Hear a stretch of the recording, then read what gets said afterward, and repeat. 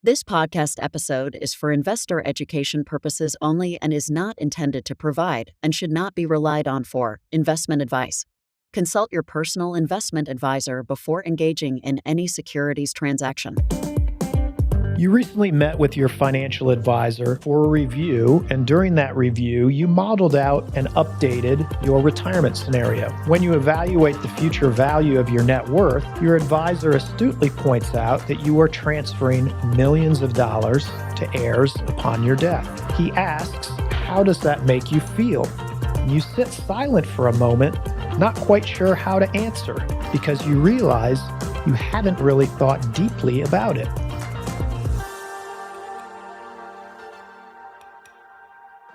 Welcome to another edition of the Wise Investor Show.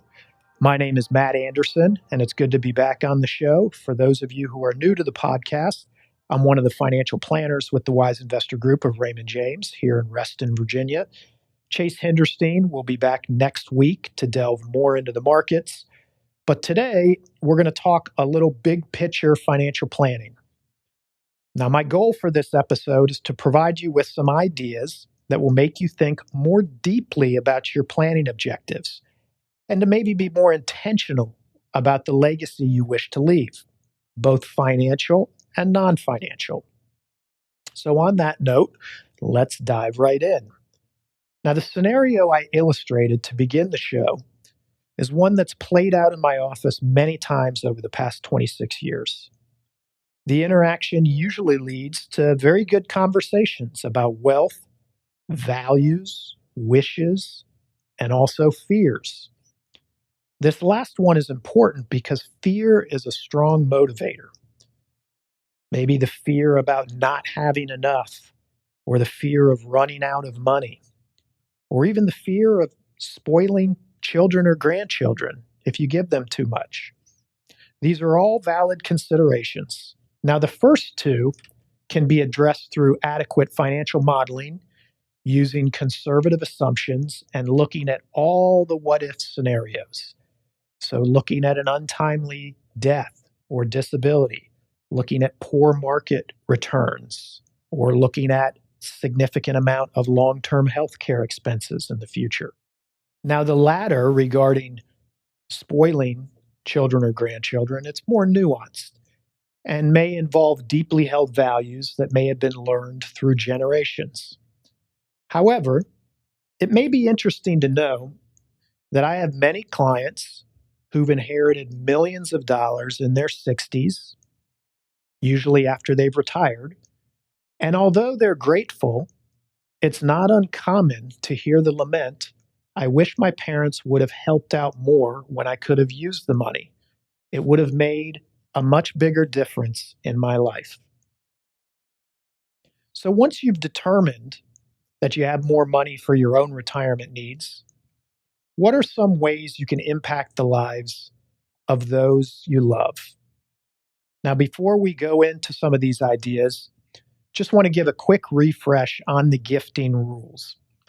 So in 2024, you can give $18,000 to anyone. A married couple can give $18,000 each for a total of $36,000 to anyone.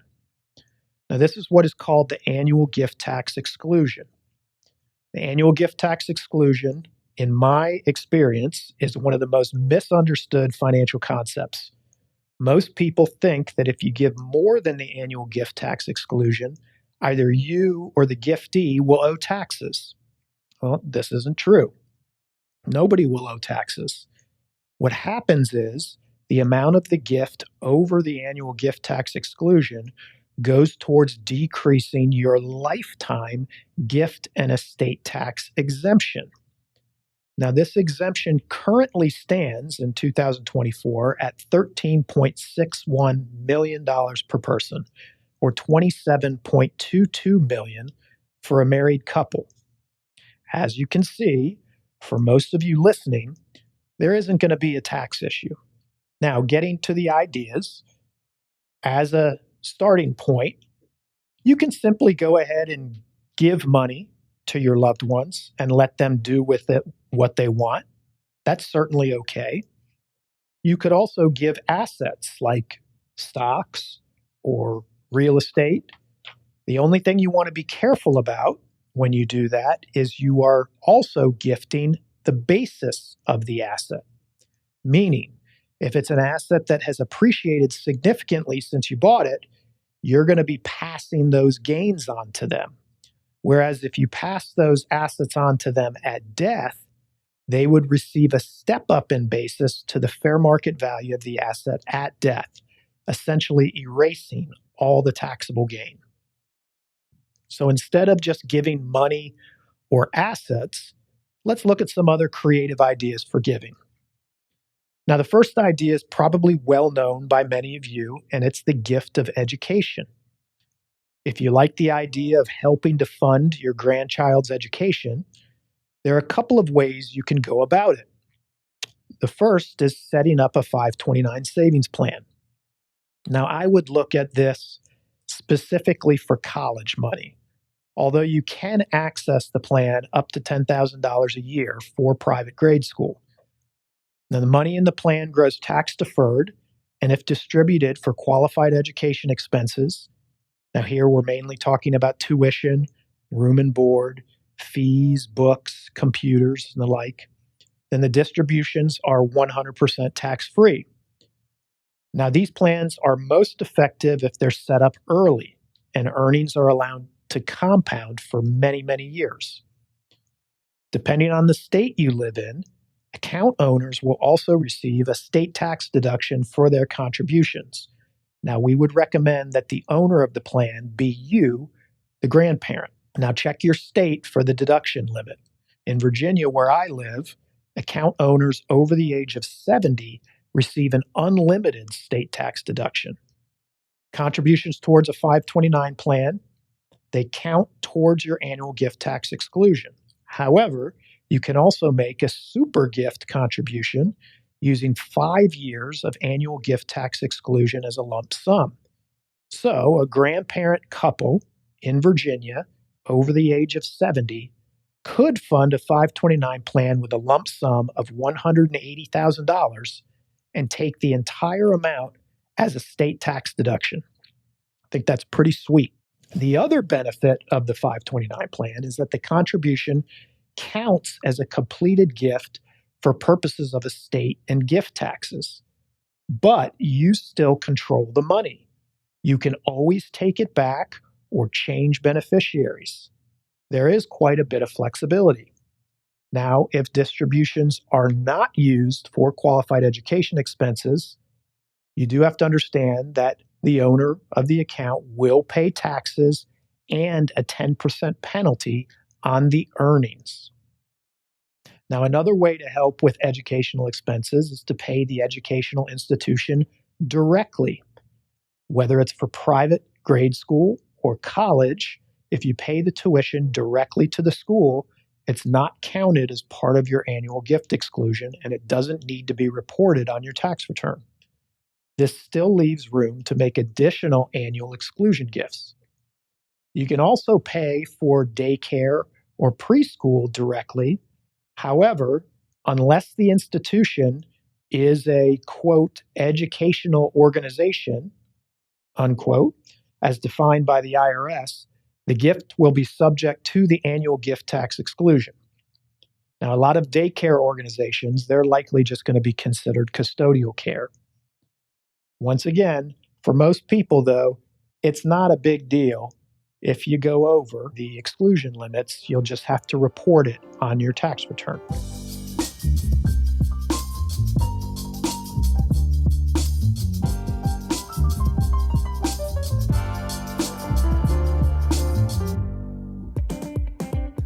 The political temperature is only going to get hotter. It doesn't mean you need to lose your cool and make emotional decisions. I'm Simon Hamilton, Managing Director and Portfolio Manager with the Wise Investor Group of Raymond James.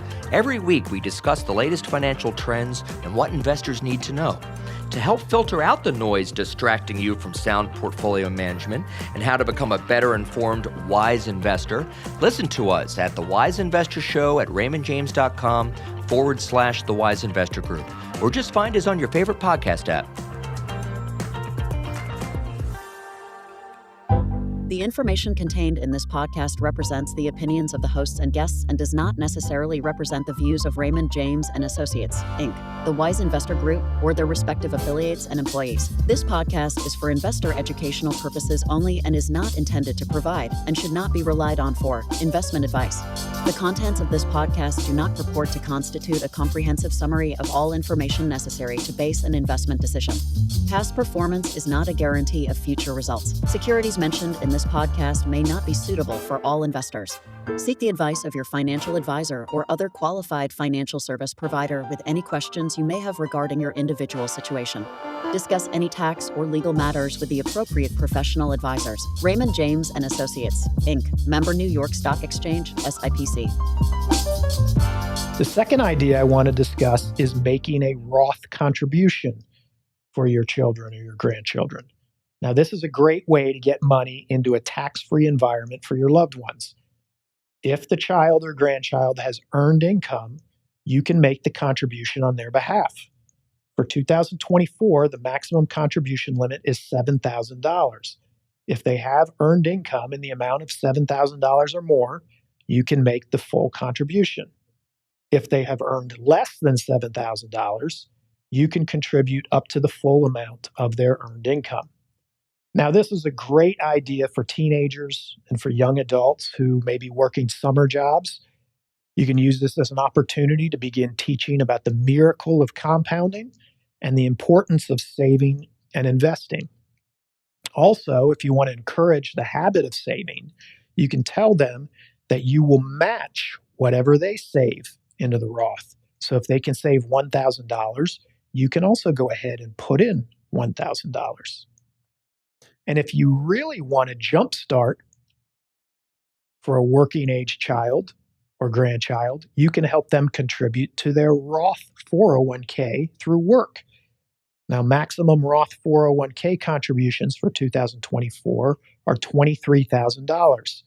Many young workers can't afford to save nearly that much.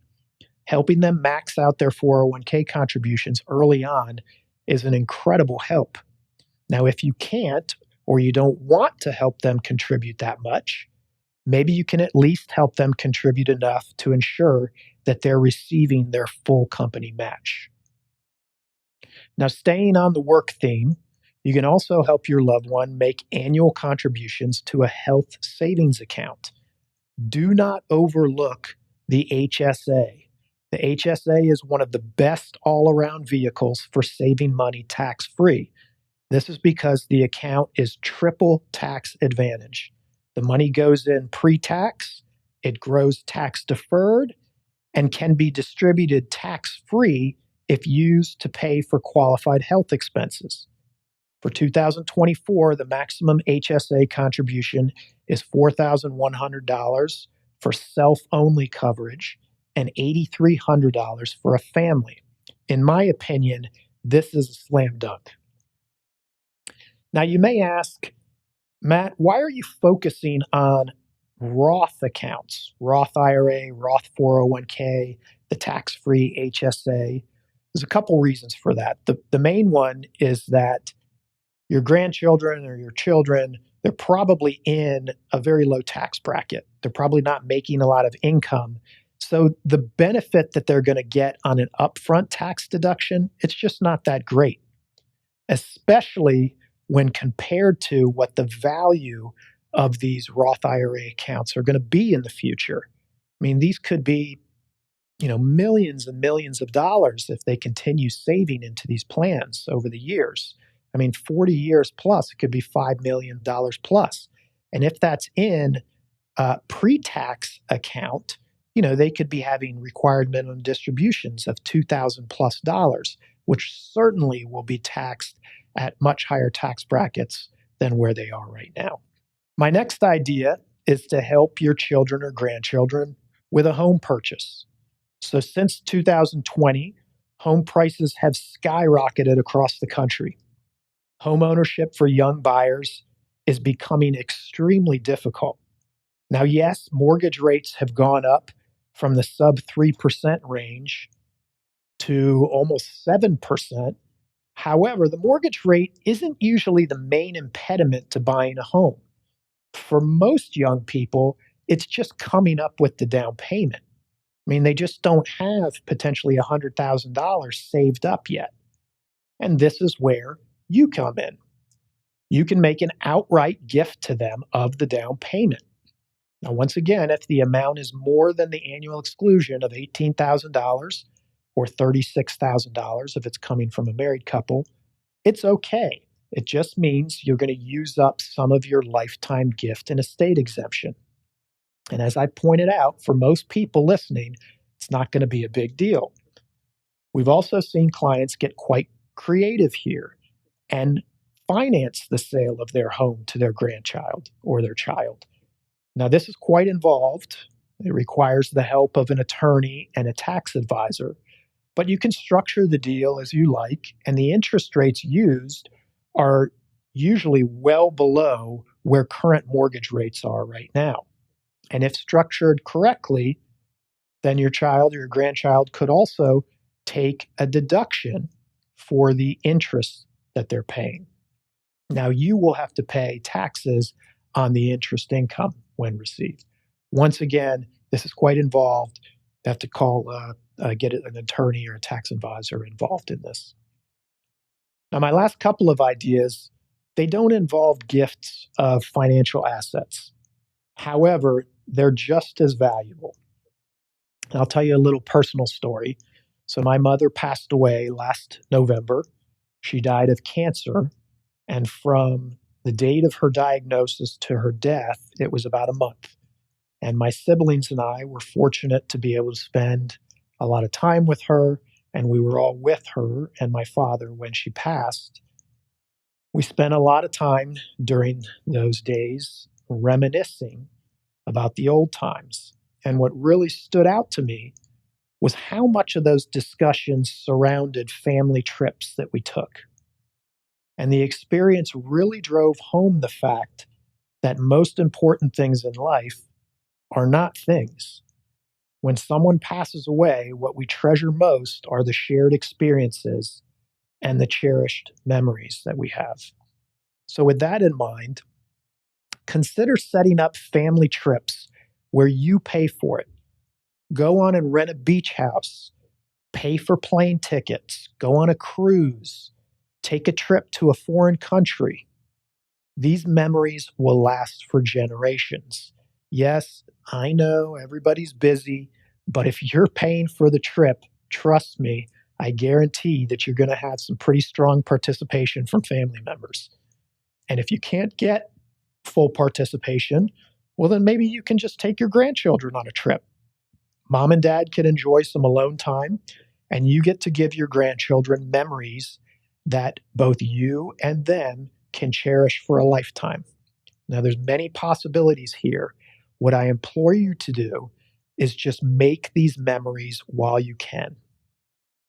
My last idea is that you can give the gift of mentorship, of financial education. Children and young adults today are ill-prepared to deal with financial topics. From saving and investing to debt management, the education in the personal financial realm is horrible. So utilize your experience to help your grandchildren learn about the importance of saving and investing. Use the gifting ideas that I talked about earlier as an opportunity to impart your financial wisdom. Talk to them about stocks and compound interest and the importance of getting started early. Ask them what companies or brands they like and maybe help them buy some stock in it. Have them use some of their savings and you can go ahead and match it with some of your money. Get them thinking about this early. Also, help them understand budgeting and financial management. Don't just expect that their parents or the school that they're attending is doing this for them.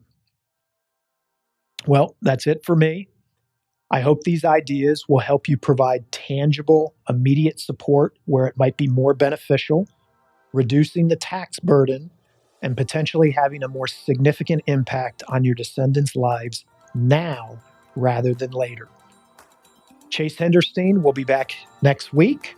And with that, I wish you all the best and continued wise investing. The information contained in this podcast represents the opinions of the hosts and guests and does not necessarily represent the views of Raymond James and Associates, Inc., the Wise Investor Group, or their respective affiliates and employees. This podcast is for investor educational purposes only and is not intended to provide and should not be relied on for investment advice. The contents of this podcast do not purport to constitute a comprehensive summary of all information necessary to base an investment decision. Past performance is not a guarantee of future results. Securities mentioned in this podcast may not be suitable for all investors. Seek the advice of your financial advisor or other qualified financial service provider with any questions you may have regarding your individual situation. Discuss any tax or legal matters with the appropriate professional advisors. Raymond James and Associates, Inc., member New York Stock Exchange, SIPC.